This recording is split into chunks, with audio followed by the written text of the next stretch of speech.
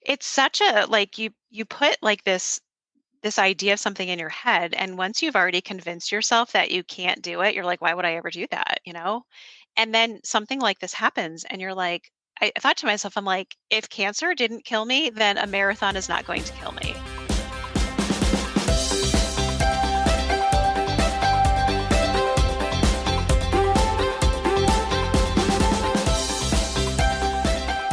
What's up, everybody, and welcome to episode 28 of the On the Runs podcast. We are coming to you live from Erica's living room studio, and we are comfy on the couch. We've never been this we're just like laying back and This is pretty nice. It is freezing cold in my house, though. it is. Remember, we would complain about the cold when we started the podcast, and then it's been such a great summer, and now it's cold and dark again when we're recording. Man. We used to have the fan on, and we'd have to worry about the noise the fan made, and the windows and doors were open. I mean, I went on my trip and I come back and I'm like, where did the rest of summer go? What was the weather like in Berlin? Basically this. It was like 60 degrees. Actually pretty nice weather. Didn't get much rain, which is a complete 180 from the last time I was there. You know, one thing that hasn't changed is our mascot, Maisie, Oh, yeah. here. She was just playing with the cords. She is like doing the limbo here and trying to get around. That's because you kicked her out of her spot and she's pissed at you. Am I in her spot? Yeah, she was sitting right where your legs were when you got here. What? Sorry, Maisie. Yeah, she'll live. So you're back from Berlin. I am but back. You're jumping right on a plane again in a few days. Yeah. Yeah, very early flight on Friday, heading to Chicago. How are you feeling? I am feeling pretty good, surprisingly. The race went really well for me, and I only had minimal hip pain, and it went away like the next day, or I was moving around pretty well, let's put it that way. So I was very excited about that, and I think Chicago should go well. And then you took part in a little bit of the Oktoberfest activities. Yes, I did. Oh my God. If you guys get a chance to go out to Munich and get to experience the real Oktoberfest, it is something else.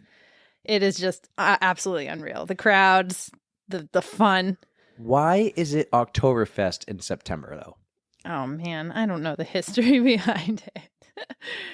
We'll have to pause and do some research. But I mean, it does go into October. But it's like the last 2 weeks of September, like into early October.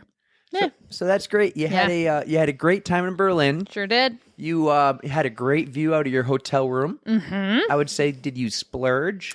We did splurge a little bit, but honestly, like the prices for that hotel were pretty much comparable with what you pay in like New York or Chicago. It wasn't anything like crazy. So rank this with the first time you did Berlin. Oh, this one was like way, way better. Everything just was so much better. The hotel, the weather, the race time.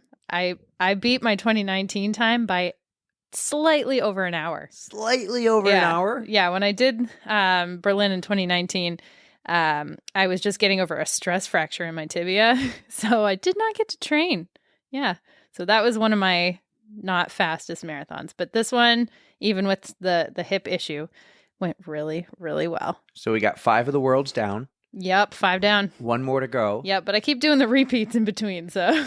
But someone else just got their 6th. Oh my God, Michaela, I'm so jealous of you, but I'm so excited for you. Yes, everybody has to go listen to Michaela's episode. This was the one medal I told her she had to keep. Out of all of her medals, she has to keep the 6-star medal. So congratulations to you, Michaela. That is an awesome feat. A long time coming for you. And that's just so awesome. Yeah, it looked amazing, Michaela, and it looks like you're really enjoying your recovery the last couple days on your Instagram story. So enjoy that. Yes. Thank you for the Monday, the Medal Monday. Thank you. Thank you for that. And then Tori as well. Tori was our Medal Monday today. Yep. Tori had a slightly different experience than Michaela did. The weather at Hampton was not nice to her. It was very, very windy from what I hear. But she crushed that half marathon. Go, Tori. Okay, well, we're talking about Oktoberfest. Mm-hmm. It is October. Yes. And October is Breast Cancer Awareness Month. And so a few months ago, I had a coworker come to me at work. She listened to the podcast and she goes, "You need to interview my friend." And my friend Nicky had breast cancer and she battled breast cancer and she beat breast cancer and she's a big time runner and runs marathons and raised money and all this. And I'm like, yes, I want to talk to her. But this is back in April. Mm-hmm. And I was like, can we wait until October when it's Breast Cancer Awareness Month? And my brain was like, let's do a whole month dedicated to breast cancer awareness. So I'm like, let's change our logo. Let's get women on who have beaten, battled, currently battling. Let's find ways that we can support Breast Cancer Awareness Month. And it is October and the time has come. And it is perfect timing. We have lined up a few interviews with some wonderful women who have gone through this battle, and we cannot wait to share them with you. We already interviewed Nikki, and you're going to hear that now, but we actually have our second interview in the next 5 minutes with someone else that we'll have for you a little bit later. And then we are going to do our best to support someone locally, and a few of our friends will have on, and they're going to come and tell us about a race, a 5K they set up that they are doing for their friend Jay, who is currently battling, and they're calling it the 5K for Jay. Yes, that race is coming up on October 23rd, so stay tuned. We're going to get into details later. Yeah, we'll have a lot more information on that. So hopefully anyone locally can come and help support. If you can't, there are other ways to support. And hopefully these women we bring on, can help share a story. Possibly someone listening who just might be the perfect person to hear it. Mm-hmm. Possibly many people will listen, but, if this gets across to one or two people who really needed to hear it, goal accomplished. Exactly. Right. So we're hoping to just spread the awareness, hear the stories of these amazing, brave women, and we're super excited to bring it to you. So I say we get to Nikki's interview. Yeah, without further ado, let's welcome her. Our next guest on the runs comes from Massachusetts, but she hails from Nashua, New Hampshire. She's a little bit of a softball rock star from what we heard, and we are so happy to have Nicky Bacon, maybe one of the greatest last names I've ever heard. Nicky, how are you? I am great. Thank you so much for having me. Welcome. We're excited to have you, Nicky. Thank you. So Bacon, is that your married name or your maiden name? It's my married name, and although it is a great name, I'm a teacher, so it comes with a lot of slack from the kids who don't think my real name is Bacon or that my first name should be Eggs and my last name should be Bacon. So it's fun. I roll with it. But it is, I mean, if you like bacon, we joke because I'm French Canadian, so we say I'm not really bacon. I'm more like ham. I'm like Canadian bacon. I'm a Hamill. I have ham in my last name. That's perfect. All right, you're French Canadian. Did you grow up there? I did not. Okay. My meme was from Canada and came here when she was 8. But that's my lineage is I'm like 100% French Canadian. So are you a Montreal Canadiens fan then? Well, I would have to say that. This is a big question. This might end the interview. I'm just kidding. It won't end the interview. I'm going to plead the 5th. I'm a big hockey guy. Erica, I'm trying to get her into it a little bit. But no, I looked at your last name. I'm like, this is great. I thought when you met your husband, were you like Bacon? Or were you like, nah? Well, you have to like do the first name and last name. Like, is that okay? Like, do I want to be Mrs. Bacon? But he's such a great guy that I was like, okay, I'll be Mrs. Bacon. Awesome. I think we'll get into you and your husband a little bit, but I want to tell everyone how we met. This is really the first time we've ever spoken face to face, but I work with this amazing woman, and her name is Barbara, but I've always called her Babs. And she goes, only like 3 people in the world have ever called me Babs, and they're like the closest people to her. And I'm like, if you're Barbara to me, you're Babs. And I got along very lucky, I think, over the last 5 years to work with her. And she connected us. And she's a little bit of this inspiration for our October Breast Cancer Awareness Month. She told me back in April, you need to talk to my friend Nikki. She's my daughter's best friend. She's like a daughter to me. And she connected us, and here we are. Let's talk about Babs for a minute, because how great is Babs?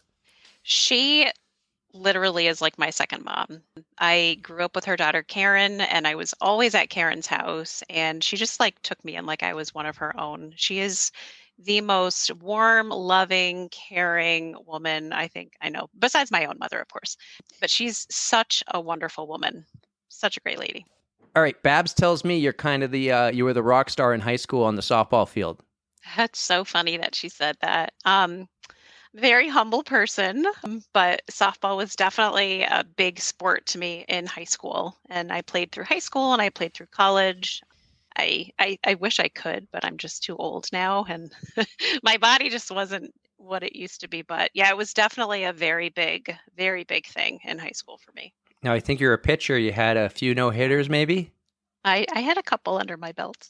Very nice. I'm impressed. Thank you.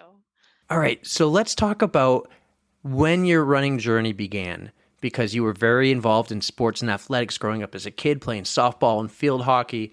But when and why did you start running?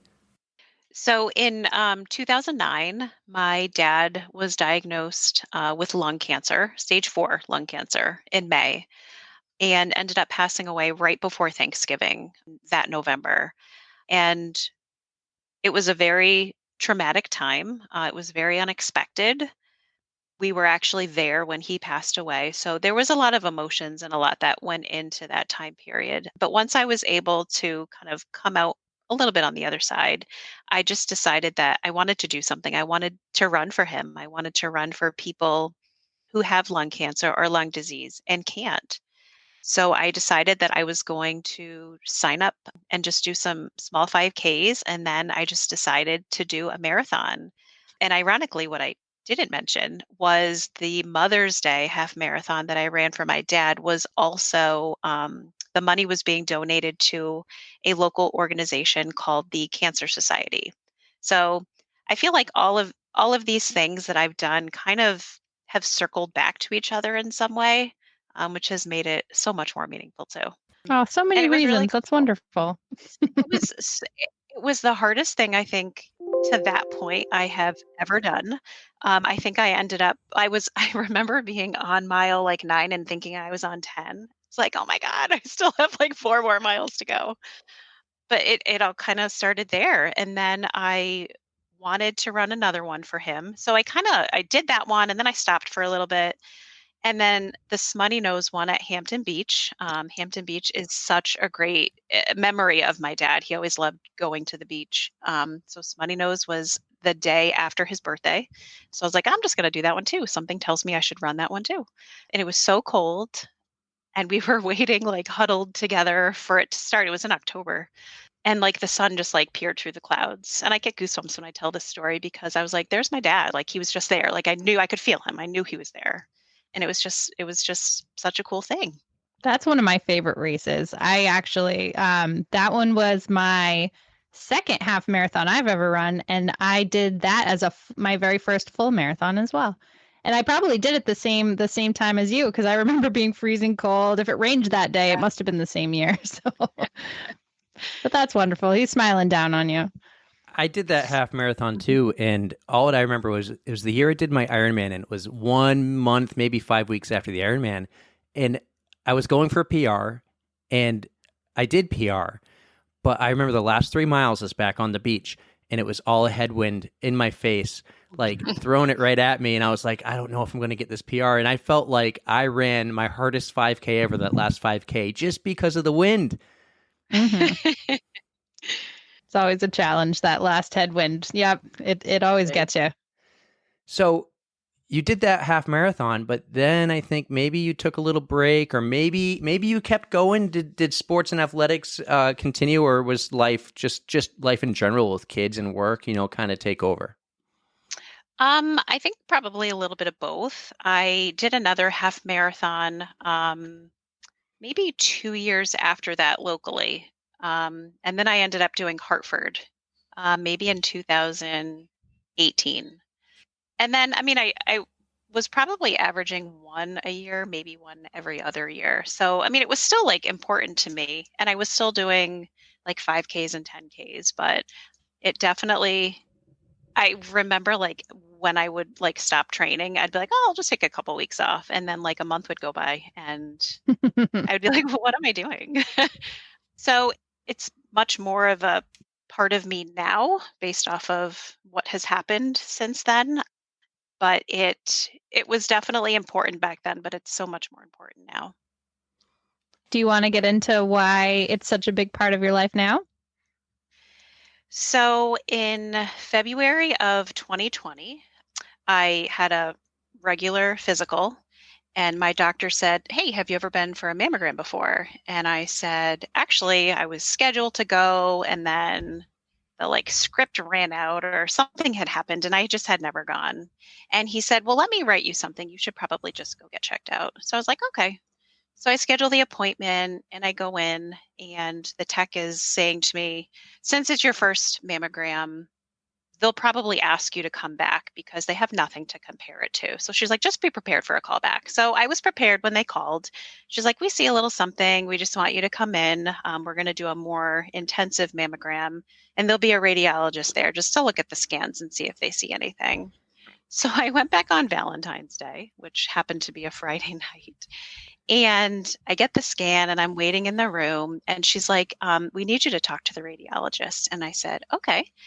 So she said, "We see a little something on your scans. This happens to like 94% of women. It's probably nothing, but we want you to go in for a biopsy just in case." And I said, "Okay." So I scheduled the biopsy. My husband came with me. Um, I don't know, I don't know if I can say this, but the procedure for a biopsy is the weirdest thing ever. So they have you lay on a table. And of course, your parts are where they need to be on the table. But then the doctor comes under you. So I'm describing this to my husband and he's like a mechanic. And I was like, kind of. It's the weirdest thing. It was so uncomfortable. I was so nervous. It didn't take long. It was very painful. So what I should say is at the time all of this is going on, I'm also in grad school. So 2 nights a week, I am traveling from work. I was working in Connecticut at the time. I'm traveling a half an hour to grad school and then like an hour home because of where we're located in Massachusetts. So I was doing that 2 nights a week. So I'm waiting for class to start one night and I'm studying for a test and my phone rings and I'm like, "Oh, it's the doctor's office." So I step out into the hallway and the doctor says, "They found something on your biopsy." And I had to compartmentalize in that moment because I was in school, I was trying to study for a test, and he was giving me all this news, and I probably didn't even hear half of what he was saying.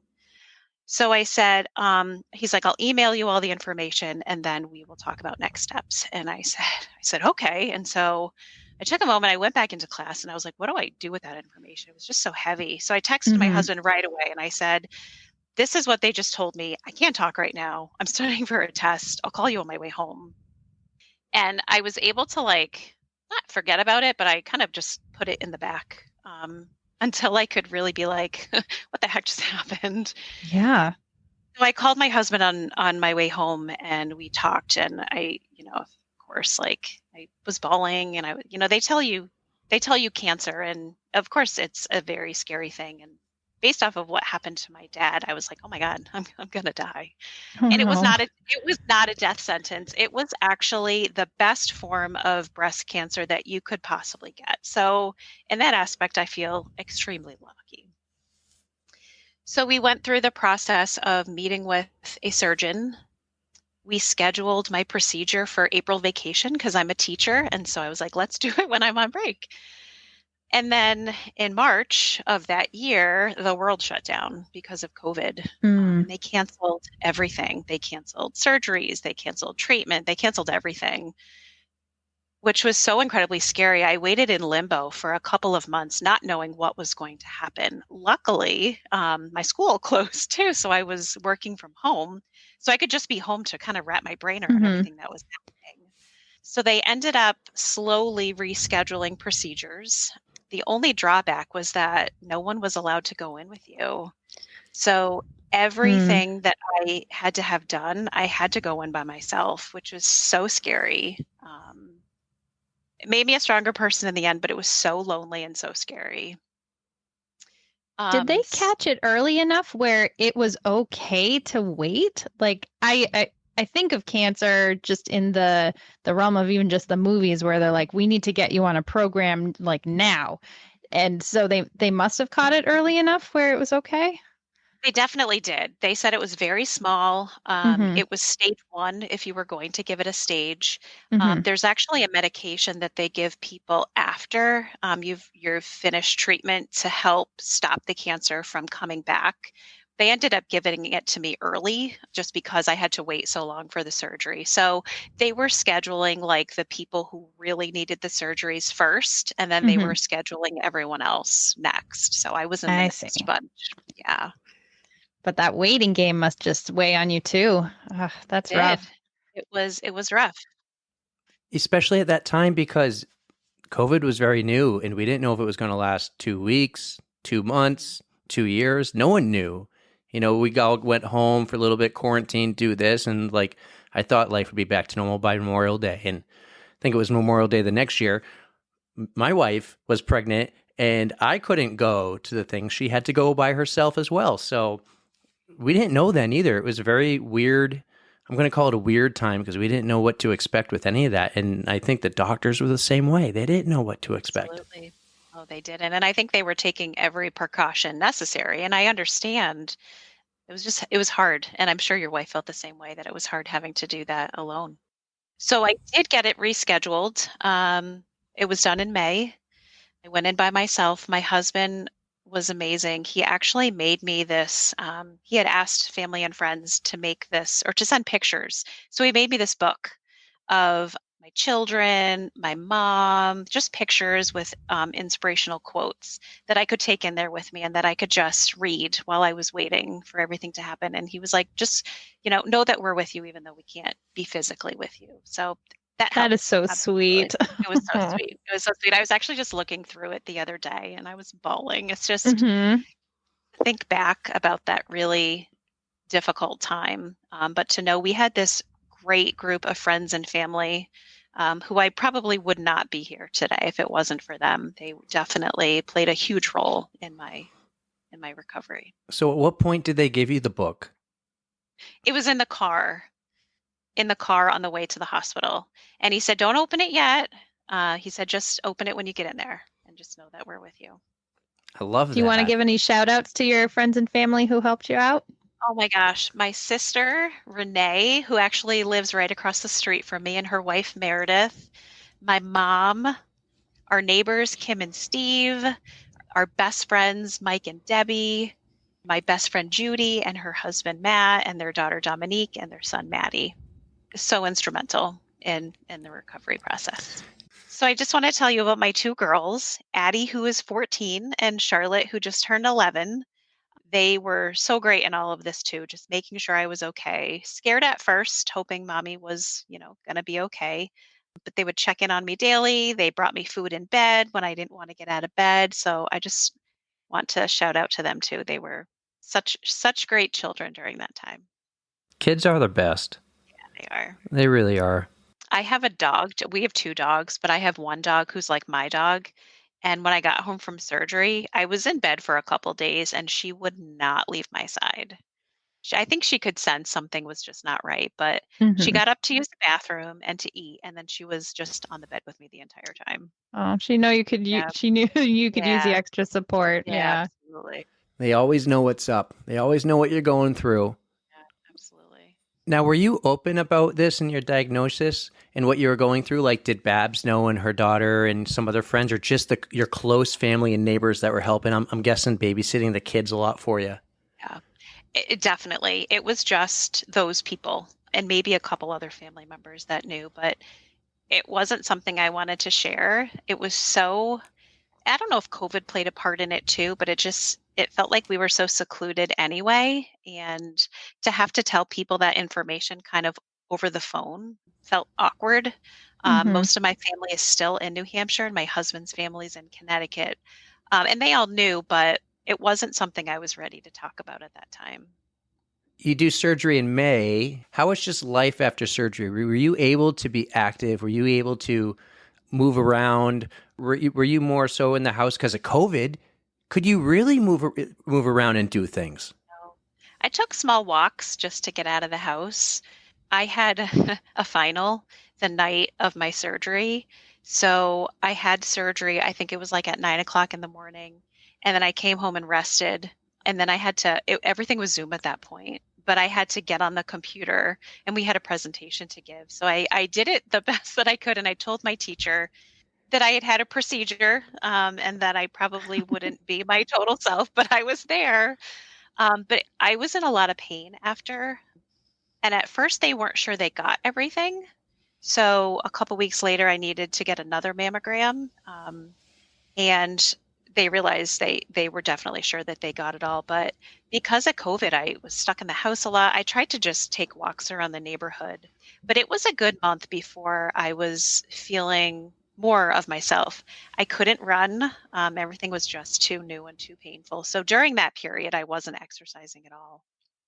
And the doctor wouldn't supply you with a doctor's note for the test? I didn't want them to. Like, I just wanted to be done with it. It I think I would have been the same way. I don't think I would have wanted cheap out of a test I would want to get it over with, right? Absolutely. And It was the last class. it would be So like a distraction. I would imagine it's a little bit of a distraction from what you just went through, right? It's like definitely. everyone comes over, how you doing? Hey, I can't talk. I gotta take care of something else. I gotta go take my test. Leave me alone. Definitely. What was after surgery in the first few weeks? What happened then? So I kind of just recovered. I went to see an oncologist, and then I went to see a radiology oncologist. Right, I think, yes, radiology oncologist. And they talked about that I didn't have to do chemo. So they were just thinking that radiation would probably be the best bet. So I started, I think maybe it was July 1st, and I did radiation 5 days a week for the entire month of July, Wow. it was a lot. I had so much anxiety, was so nervous that they had to prescribe me some medication that I would take before I had radiation, so I couldn't drive. So my sister-in-law, Meredith, who is also a teacher who lives right across the street from me, volunteered to drive me to all of my appointments. And the ones that she couldn't do, my sister did. But the best part about Meredith was Meredith used to do, I think it was Relay for Life. And so she has this trunk full of just costumes, like any costume you could possibly imagine. She has a clown, she has the Hulk, she has like a track star. And every time she'd pick me up, she was wearing a different costume. And so I Oh, have that's pictures awesome. of it just definitely made the experience a little bit better. It was awesome. She would, and I'd be like, what is she wearing today? So she would come dressed as something. It just made it so much easier. Because again, I was going in there alone hmm and I would do my radiation and I would come out alone, but she'd be in the car. And one time my sister was in the entire Hulk costume with like the mask and everything, just sitting in the car waiting for me. And she said, the looks people were giving me were crazy. Are we talking like full green, like Oh muscles and yes, everything too? a Oh, that's muscle amazing. shirt, purple pants, the head, yeah, yeah. Was she It ever was wearing a great. horse head? No horse head. Have you No. seen that before? Have you seen the people who have like a horse head at just Yes. above the shoulders and Yes. the big Yes. nose? No, I'll have to ask her to put that into her trunk. You know what would have been great too is everyone wears that dinosaur costume. It kind of like blows up. There's a little Oh, fan and the little yes. arms, and it has the Yeah. window. That would have been really Yep. funny if you like walk out That the would have been door and good here it too. comes. Little arms for a hug. And it would be COVID safe. Absolutely. Can you talk to me about healing meals?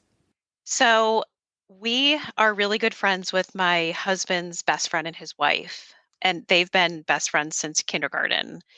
They live in Connecticut, and they happen to know about this program called Healing Meals, which is a program out of Connecticut. When I was doing it, it was more geared towards people going through any kind of treatment. So they have volunteers that they work with. They have a dietitian and a nutritionist, and they make meals for specific reasons. So they make meals that help you recuperate from whatever kind of treatment you are going Oh, through. wow. That's a really cool thing. It's the most amazing program. The people who work there, the volunteers, the co-founders are just the nicest people I've ever met. And so, because we live in Massachusetts and it's out of Connecticut, our friends were our delivery angels. So every Thursday, they would drive up with the bag of meals that was good for 5 days. And we would have a little visit, a little COVID safe outside visit. And they did this the entire month of July that I was receiving radiation treatment.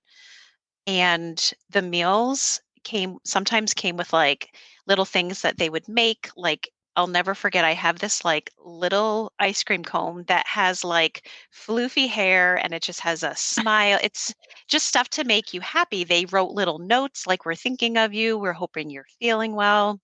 You could just like tell that these meals were made with so much love and so much care, and so much thought went into this. They really helped. Like, I really believe that eating these meals helped me recover quicker than I might have without them. So it was just like this wonderful program, and they definitely hold a special place in my heart. There's another story about them which I'll wait for a little bit later to share, Hmm. but our friends who were these delivery angels were just amazing. They knew how much these meals could help, and they sure did. And they were wonderful. That's an amazing program. So Yeah. they helped you get through your recovery. So this brought Mhm. you through to the end of July, and you must have Mhm. been so excited to be finished with the radiation. So what did you do to kind of celebrate that Mhm. you were finally finished your treatment? Yes. So the last day of treatment, my sister-in-law Meredith, and my husband all took me to my last treatment. Um, when I walked out the door to meet them outside, I don't even know why they were all standing outside, but I walked out the door, and the three of them were wearing shirts that said, "No one in this family fights alone." And Oh, it was very sweet. My husband was holding flowers. I love peppermint patties, so they all had like huge peppermint patties for me. So I went to radiation, and then we all went out to lunch after. And then we just decided to have the people who helped support me the most during this journey. Just we had them outside for a party. And as each person started coming, everyone was wearing the shirts. My sister and my sister-in-law had bought the shirts for everyone, so everyone came wearing those shirts. And it was just a good way to just celebrate the milestone that I had overcome, and the friendships that the people that I would not have made it through without this. They definitely held me in the worst of times, and they were just there when I needed them. So it was a very good celebration party to end this journey that definitely, I look back, I always think like everything happens for a reason, and not that I would want to have gotten cancer, but I definitely think it was for a reason. It's definitely made me a better person. So then running kind of came back in, kind of like maybe it never left your life, but it came back in a more meaningful way, like it did around the time your dad passed. How did running come back into your life and why? So I was perusing Facebook one day, and I had noticed that for the month of October, the American Cancer Society was doing like a fun, I don't know if you want to call it a fundraiser, but they were looking for people to run 30 miles and to get sponsors just to raise money for the American Cancer Society. And I said, you know what? I'm going to do that. I hadn't been running a lot, but I said, I can run 30 miles. No, no problem. just And 30 so miles in one shot, or you it get some time through to do it? the entire month of October. So just Wonderful. run 30 miles for the month. I was like, that's doable. I'm going to do that. So that's when I decided I I want to put my story out there. So I used the Cancer Society's donation page, and I wrote up my story, and I kind of put it out there. Um, and so people who didn't know, like Babs, found out. This is the first time everyone's finding out. I definitely had some phone calls like, "How come you didn't tell me?" And I said, I needed time to I needed time to just get through it the way I needed to get through it. So people were finding out. People were extremely generous. So I started on October 1st and just started running the miles, and I hit 30 pretty quickly. So I was like, you know what? I'll do 50. I'll just do 50. And so people were still donating. The place of employment that I was working made a very generous donation. And so I hit 50 miles, and I was like, you know what? I'm going to do 80. So I was like, Mm. I'm just going to go do 80. So I did it for the month of October, that first, like second month after having cancer. I ran 80 miles, and I donated $3,500 to the Cancer Society. Wow, good for Yeah. you. Eric, Yeah. round of applause, why don't we? It's a cool little button I have on this recorder. Yep. So you did 80 miles. Was it people kept donating? It wasn't like a run-a-thon where they donate, $5 for every mile. It was just kind of they could donate whatever they wanted, right? Yep. And so They do could. you feel like when you hit 30, then 50, and then you kept going to 80, like, did you keep telling them you're still running and more donations came in? Do you think that was a part of it, or did you just think you just felt like running? I think a little bit of both. I was definitely updating people. I wanted them to know that I was doing it. So I put pictures of me like in the rain or just being like, oh, I did 3 miles today. But I just, and then I just felt like I could do more than this. And I do feel like as the month went on, when I increased the mileage, people were like, "Oh, wow, that's pretty impressive. She just had cancer, why not donate?" There were definitely donations from people, like I'm sure you're friends with people on Facebook who you haven't talked to in years. And there were definitely donations from people like that that just kind of came out of nowhere. And it was so meaningful. It was so meaningful. I was so happy that I could put my story out there and that I could raise money to help in some kind of cancer research or whatever they were going to use the money for. That's wonderful. So you have such a big support system, the people close and just from your past. Like that's wonderful. I love seeing Absolutely. that kind of stuff happen. And then I think 80 miles turned into 26.2, right? Sure did. Ooh. So after that, I was like, well, what now? Well, like, what do I do now? And I had to really think about it for a little bit because I've run half marathons and I never ever thought I would want to or could ever run a marathon. I was like, that's just like I will be half crazy, but I could never be full crazy. I thought the same thing. Just wait, you'll get like me. Erica doesn't like marathons anymore. She just runs That's ultras. not true. I'm a marathon maniac and I'm sticking to it. It's such a like you put like this idea of something in your head, and once you've already convinced yourself that you can't do it, you're like, why would I ever do that? And then something like this happens and you're like, I thought to myself, I'm like, if cancer didn't kill me, then a marathon is not going to kill me. So I was like, I talked to a couple friends and I'm like, I'm thinking about running a marathon, and they're like, let's just do it. And I said, okay. So I looked into it. We have a local running store in my town. It's called 4 Run 3, which is kind of a Hmm. play on words because our area code is 413. So therefore, Oh. Run Oh, 3. so it's the number 4, Yes, the word yes, run, and then the number 3. yes, I like yes. it. I Okay. like it a lot. So they every season do a training program for something. You can always find something to run for. So we noticed that they were starting a marathon, half marathon training program for Hartford. And so we said, let's just do it. I Every other training run I had done was by myself, and I thought if I'm going to run a marathon, I definitely need the support of a running group. So I joined them, and they are the best. I'm sure you have your running community too, and I'm sure you feel the same that I do. That my running community is just so wonderful. I think the Hmm. running community in general is just such a wonderful community. They're just so knowledgeable and so helpful and so they're just so welcoming. Like we came in and these are people I felt like I had known for years. So we joined the running group and we started training. And then I started looking more into Hartford. And ironically enough, Healing Meals happened to be a sponsor for the Hartford Marathon, Oh, wow. which I was like, this was just, again, this was meant to be. So I reached out to them and I said, I'm thinking about running the Hartford Marathon. This is who I am. I benefited greatly from your program. I'd love to join your team and raise money for you. And I think within a day, I got like 3 emails from the co founders and then some other people. And they were like, we need to meet, we need to talk. We definitely want you on our team. So they invited me down to their kitchen to see how the meals are made and where they're made and to meet some of the volunteers. And No I way. took my husband with me, and it was just, you walk in there and you can just feel the love. Like it was such a warm and kind community. There were children volunteers there, there were adult volunteers.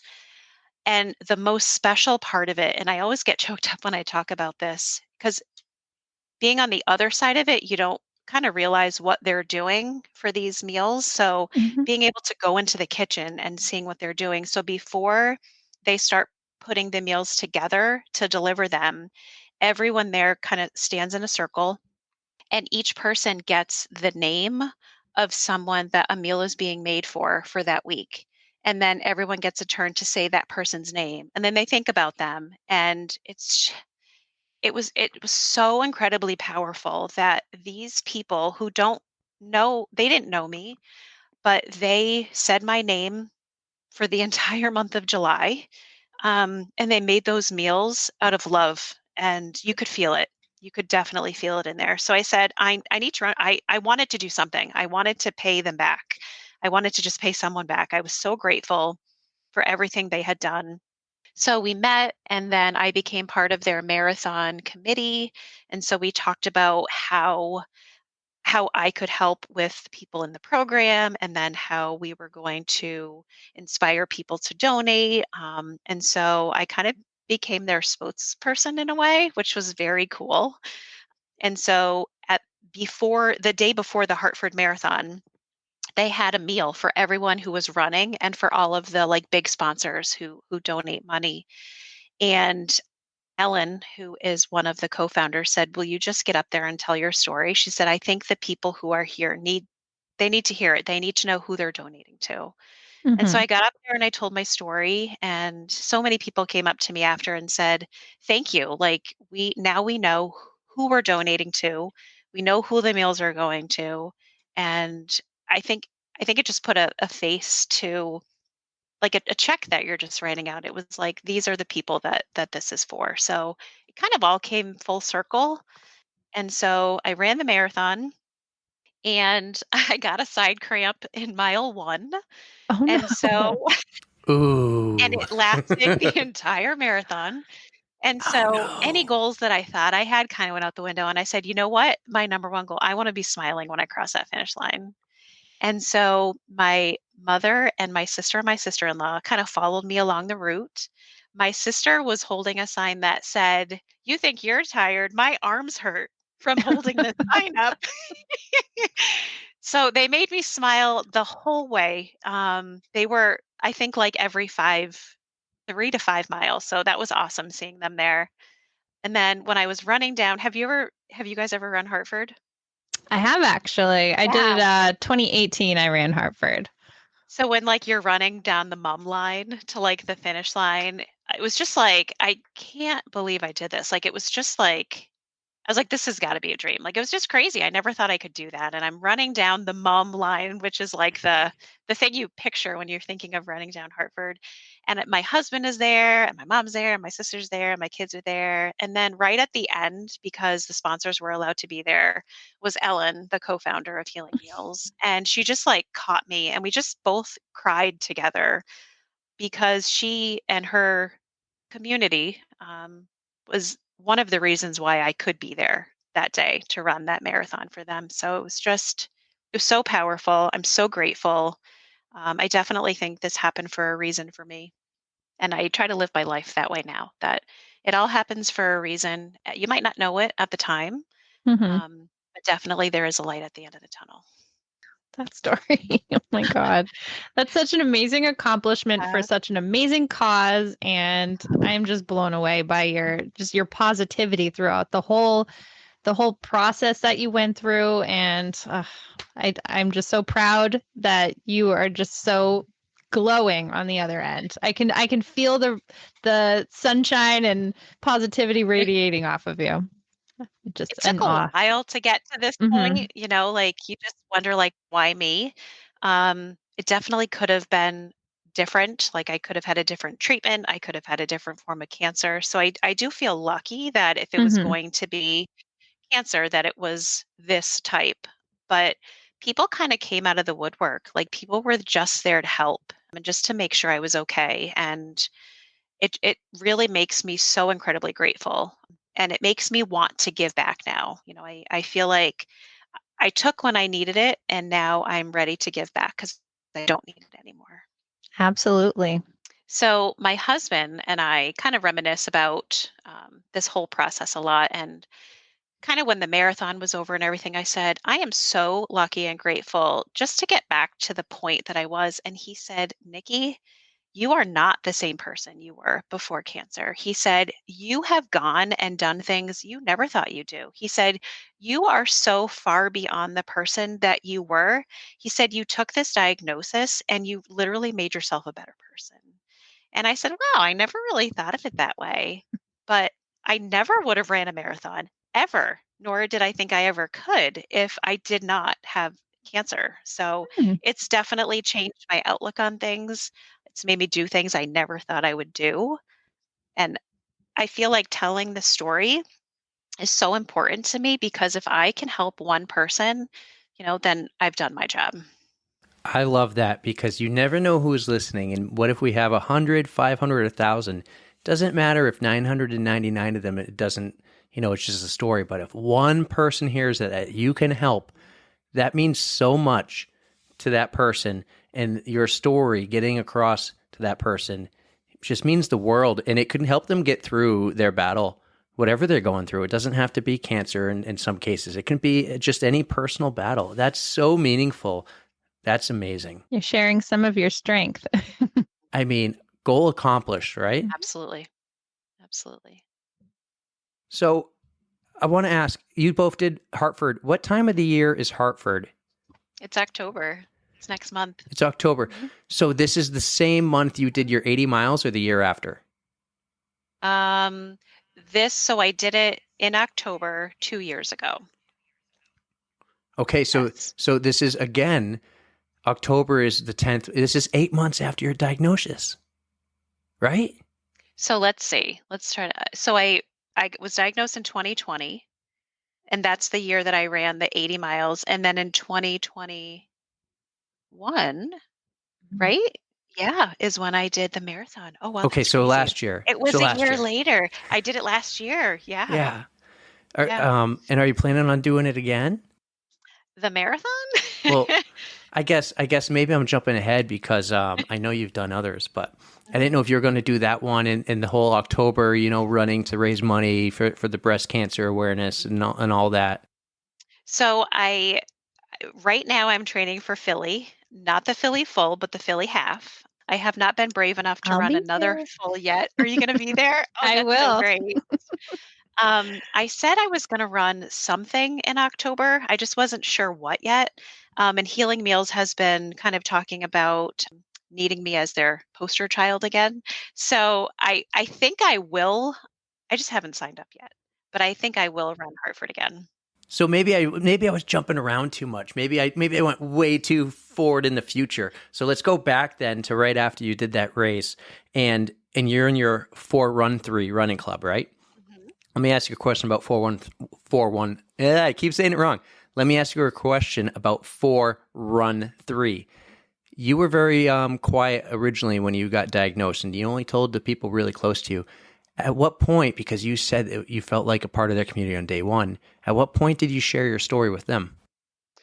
It was pretty immediate. One of the things that Jill, our coach and mentor, does is ask your why.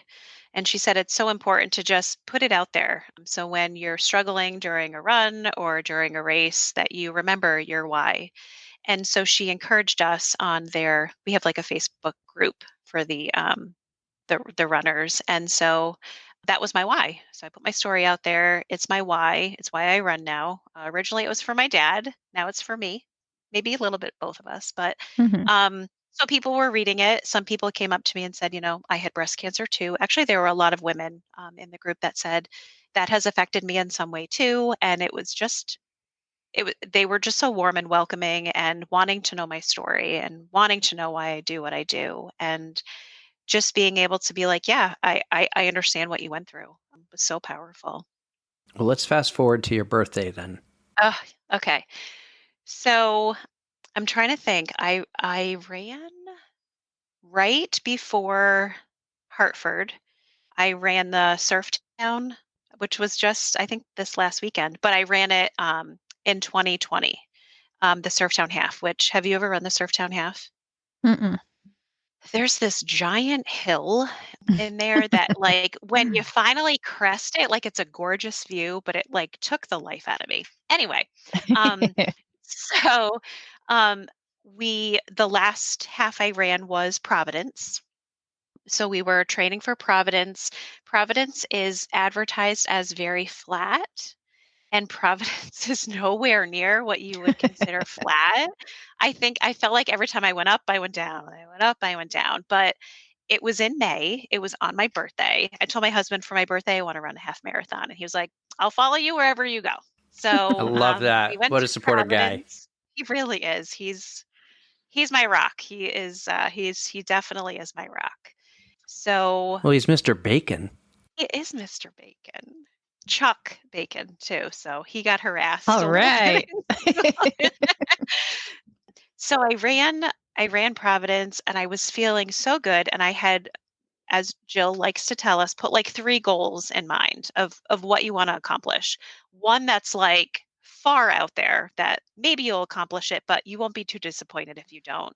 And then like a very attainable goal and then like something in the middle. So I had my eyes set on I wanted to just at least PR.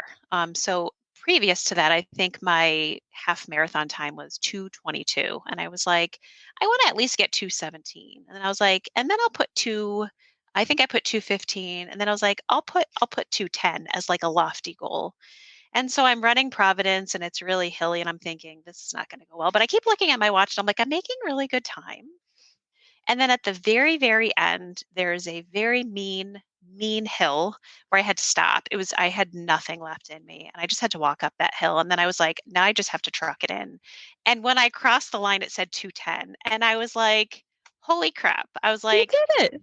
that was awesome. It was like this lofty goal that I didn't think I would accomplish. And it felt so amazing. It felt so amazing.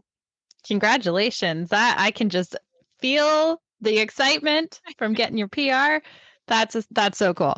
And when is your birthday, by the way? What month? It's in May. It's May 1st. Okay, so this is last May. It just Yeah. happened. Yeah, it did. That's awesome. Yeah. What like an amazing 2 years of your life, Mhm.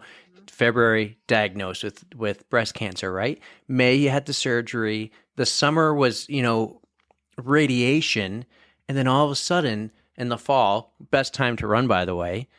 I'm gonna do this, make some money. Then I'm gonna run 30 miles. Nope, 80. Then you go for a marathon. You never would do a marathon in your entire life. Boom, you did a marathon. And then you're like, I want to do a half marathon in PR. And you hit your goal. You hit your goal even with that big ass hill in the way. Even with that big ass hill. Yeah, it's good. It's definitely a feeling of accomplishment. And at one point I was like, you know what? My body really disappointed me. Like it owes me now. Like so we're gonna do this. You owe me.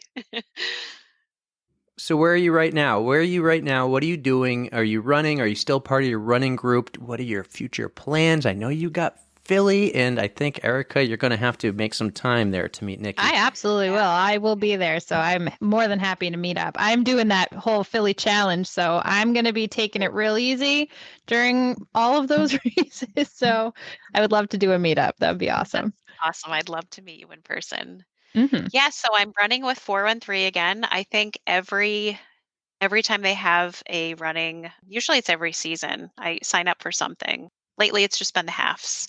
So I'm running with them and we are training there's so many training programs right now. We're training for Hartford, we're training for Chicago, we're training for Philly, but I think I'm going to do Hartford next month and then Philly in November.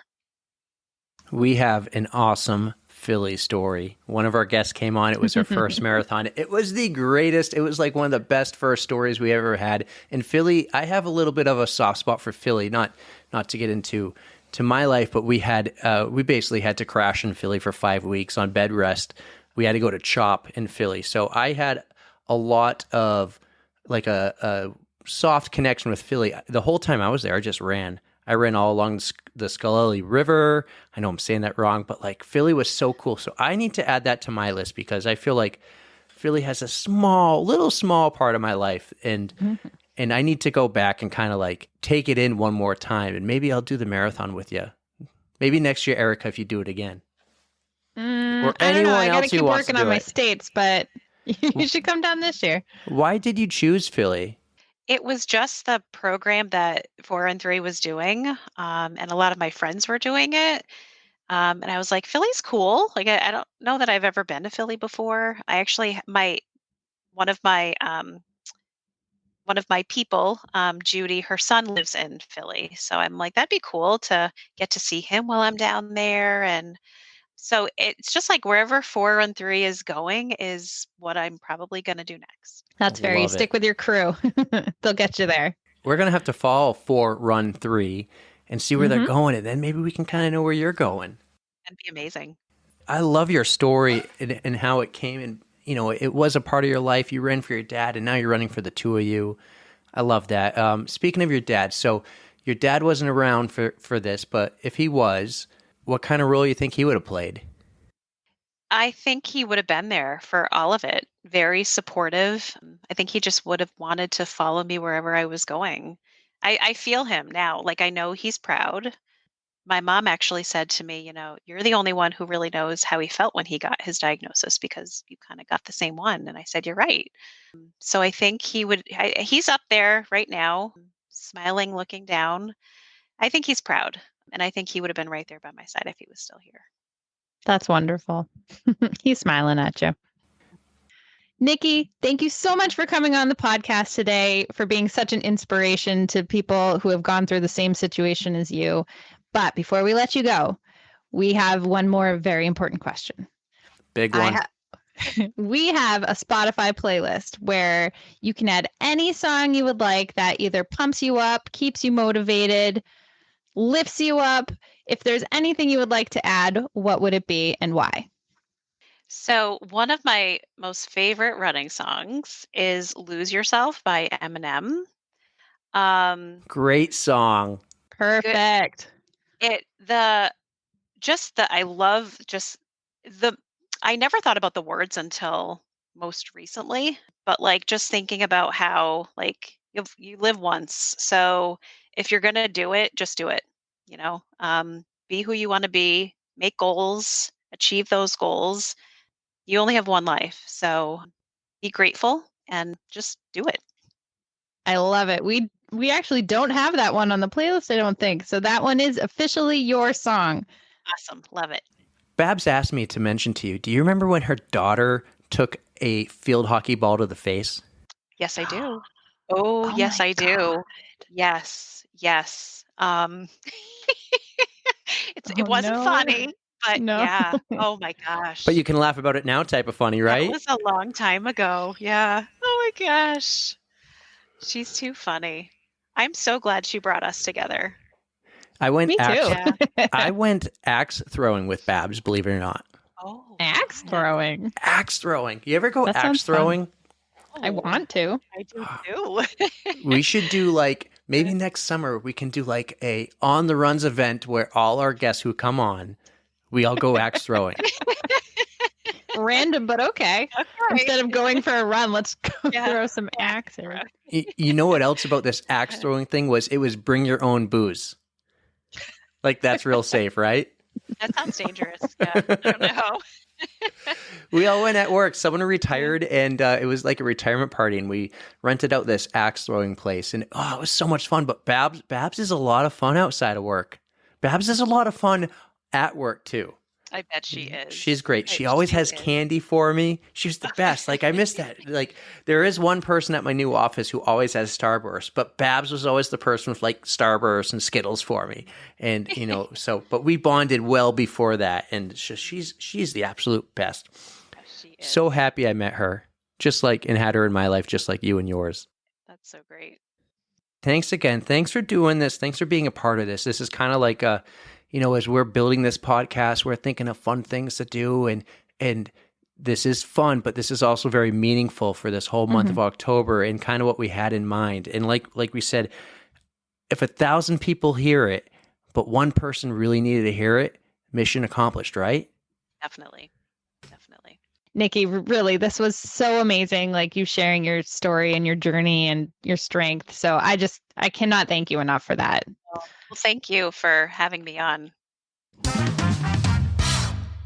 Let's give it up for Nikki. She's just so strong and such a wonderful woman, and I'm so happy that she came on the show to share her stories with us. And thank you, Babs, for, introducing us to Nikki. And thanks for the inspiration to do this month. This month is going to be big. Mm-hmm. It is very important to a lot of people. And we're hoping to hopefully we can make even a small impact. We'll see, Breast cancer affects a lot of women, more women than I even can think of. It's huge. Mm-hmm. And you see football games out there. I don't watch football, but you see they're all wearing pink. Yep. You see in all sports, hockey teams paint the ice pink. They do pink in the rink to support breast cancer awareness. They all do something, all these sports out there. And we're just trying to be, a little pine needle in a haystack. Maybe we can do our part. Maybe we can help out. So Nikki was fantastic. The story about learning all this in school. That I can't even imagine. Taking a test, right? And then the description she gave us, like the thing about it was like a mechanic. How she's laying out, like you were fantastic, Nikki. Thank you for sharing your story. Yes. Very much. We just talked to another amazing, brave, wonderful woman named Jackie. We just had her on, and we just finished the interview, and we're excited for that. I think everyone's going to love it. If you enjoyed this one with Nikki, you're going to like the one with Jackie. She was hilarious and funny, and her kids were there, so you will enjoy that. Yes. I feel like I had more to talk to you about, but I mean, this. Well, there was one thing I wanted to bring up, but I don't know if it's going to make you happy. Oh. So depending on how my Chicago race goes, I might drop out a hamster wheel. Come on. I'm actually thinking about my health here. I want to take the camper out. Yes, One more time. I realize that, but I have to think about how I'm going to recover because my hip is just not 100% yet. But it's still up in the air. I'm going to see how it goes. Would you be able to defer, or are you just out? I haven't thought of it yet. I might just go make the bad ultra running advice crew happy and DNS that thing. This has a lot of effects. Like this was going to be, if you did this, you're kind of like your test for 24 hours of anchor down. Yeah. And now you're not going to get one possibly. I'm not going to pressure you into it. You better do it. There's a lot of trail races and ultra races in the New England area, so I'm sure I'll pick something up before anchor down. I think you're making the smart move if if your hip's not right. I just have to see how quickly I can bounce back. I mean, I did okay. Like after the race, I was in a lot of pain. I was having some trouble walking back to our hotel from Berlin, but the next day I was moving around just fine, besides sore muscles, which is to be expected. But yeah, I got to see how I feel. I don't want to really ruin anything. So I got to be smart. For once, I have to be smart instead of back to back to back to back, some more back to back stuff. Well, let's table hamster wheel. Yes. Because you got Chicago coming up. Yeah. When do you head out? I leave Friday morning at the butt crack of dawn. Oh, really? Manchester, Boston? Manchester. Nice. Smart move. Oh, that's the best plane ride. 2 hours there. Bam. You go into Midway, too. You don't even have to go into O'Hare. Manchester is the greatest airport in the world, everybody. So if you ever fly here to New Hampshire to meet us or to do a race, even if your race is in the Boston area, you're going to have better luck flying in and out of Manchester. It's so nice. My buddy Danny's brother, Scott, works at the airport in Manchester. All right. Well, shout out to Scott. Shout out to MHT. Right. And for any of you wondering, Spirit is not that bad if you need a quick 2-hour flight. I flew Spirit. It was pretty good. And I will be traveling Spirit eventually to visit my parents, but Myrtle Beach. I haven't booked that yet. Myrtle Beach. We'll share. Well, cool. Well, anyways, did you see where I went this weekend? Was it another fair? No. Did you go to the fair, though? No, I didn't go you to didn't go to the fair? No, the I didn't do Deerfield a Fair was fair. this weekend. Oh. How did you miss that? And you went to the Hopkinton Fair? No. Well, okay. You go to Hopkinton because you don't have to wait in line in traffic and everything. Deerfield is huge. big. It is big, but you spend half the time waiting in traffic to get there. Okay. That's why I just avoid them the whole time. Did you see whose wedding I went to? Oh my God, I did. Matt, congratulations. He's such a good guy. I'm so happy for him. Now, isn't there a little history between you and Matt? Yes, we had a little thing back in college. But Matt is a super nice guy, and I'm very happy he found the love of his life. Let me tell you how honored I felt to go to his wedding. Yeah. Now, I see Matt about once a year. Lucky if I see him twice a year, right? It's always at Really? NASCAR. Okay. We do talk, but Yeah.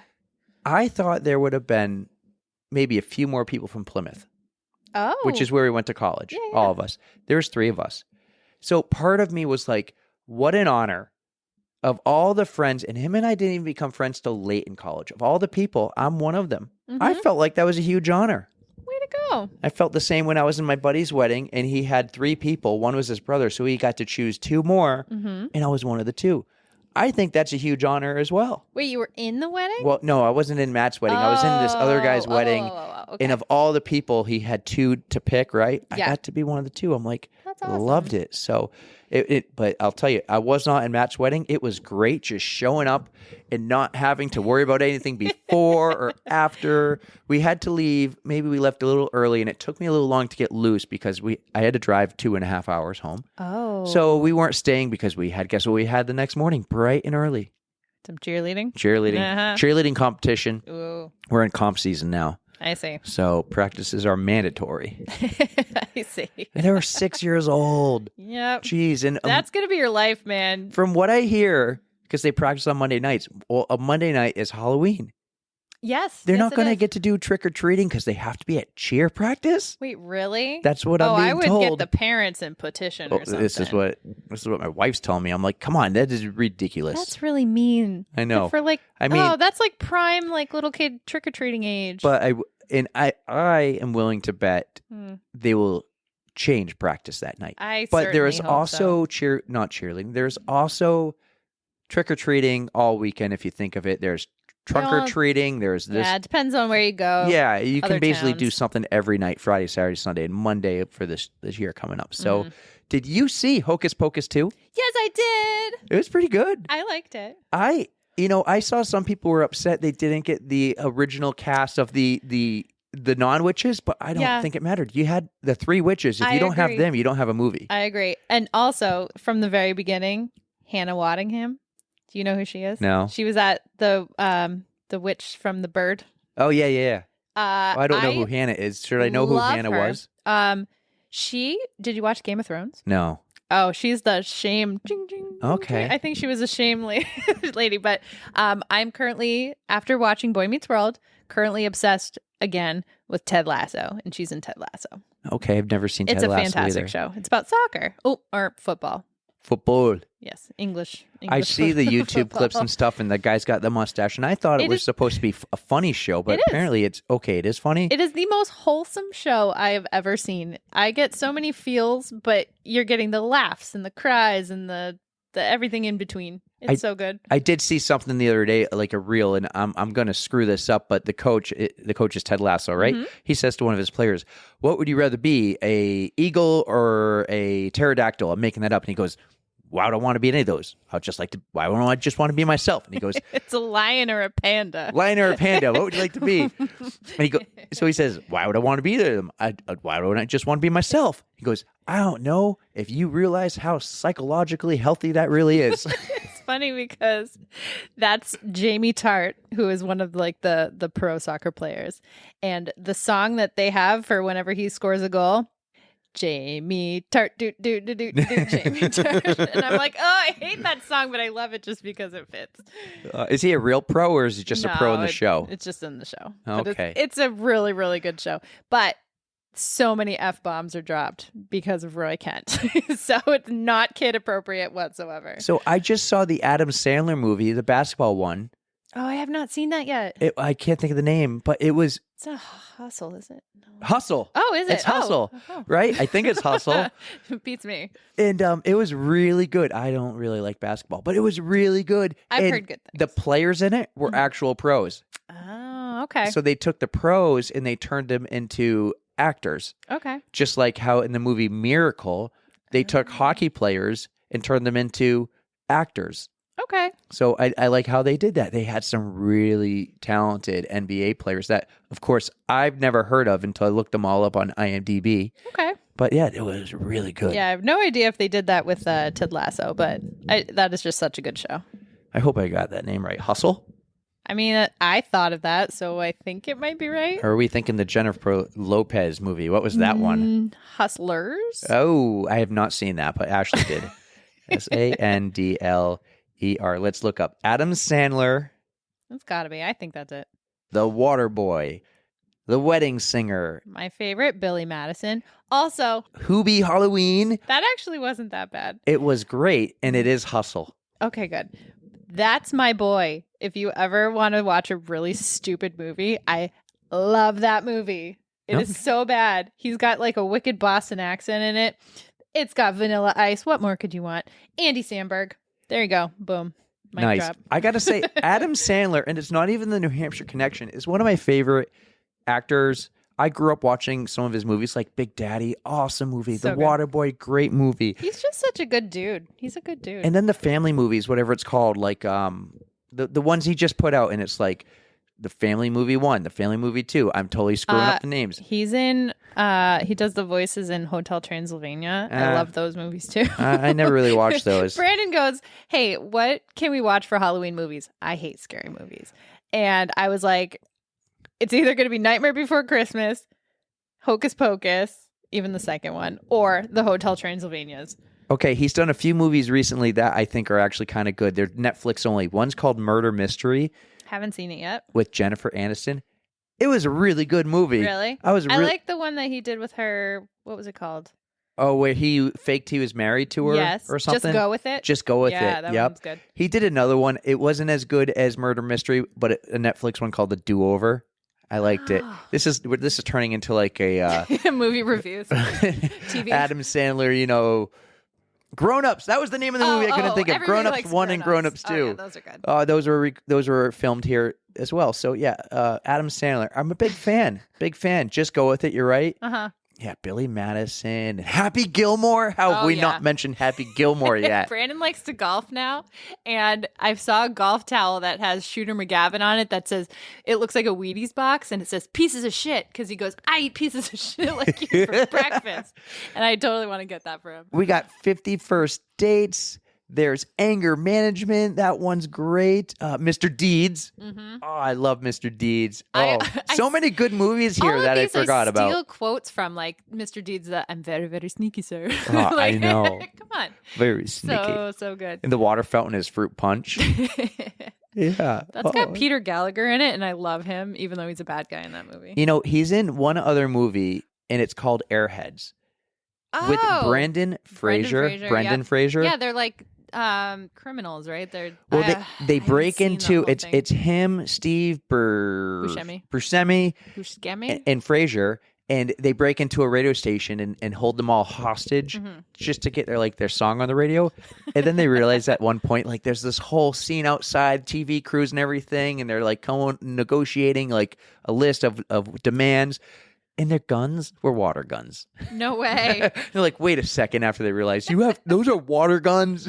I don't think I've seen that whole movie. Great movie. Chris Farley was in that movie too. Man, Adam Sandler, a local legend in the area, Oh, yeah. everybody. So I don't think he's a runner, so I don't think we'll ever have him on the podcast. Unless he has a poop story, which guess $100 says he has a poop story for us. that NFL player had a code brown yesterday during the game. Well, I saw your post about it. Yeah. Well, Dave was the one who sent it to me. Thank you, Dave. Like, what? Comedy gold. Right. Oh, He had to be carted off the. everybody has a code brown, and it's everyone can relate. Oh yeah. That's the truth of it. We might not have a code brown every episode to share, but Good stuff. so I think Brandon's coming in the house. He'll be home soon. Okay, so we got to wrap this up. We really hope you're going to enjoy this month, and we're going to share. Our guest we just had, Jackie, we're going to share before you hear her episode, but she's running Chicago this weekend, so we're going to share her fundraiser that you're welcome to donate towards. And I'm going to make it my goal to meet up with her. I think that would be awesome. That would be fantastic. And we also got, again, the 5K for Jay. Mm-hmm. So, Ted Lasso. That's Hannah Waddingham, by the way. That's Hannah Isn't she Waddingham. beautiful? She's cute. I love her. I'm not a fan of the hat. Oh my God, I think that's perfect. What do you call that hat? It's like a beret. Yeah, I'm not a fan. Gosh, she pulls it off wonderfully. Anyways, I wanted to show you, there's a poop thing in here, and I wanted to show you the clip. But that doesn't have to go in the show because I'm pretty sure Apple would sue us. So- All right, so with that, we're going to wrap this episode up, everyone. You can follow us on Instagram at On The Runs. Erica, Don't forget to stretch. have a great weekend, everybody.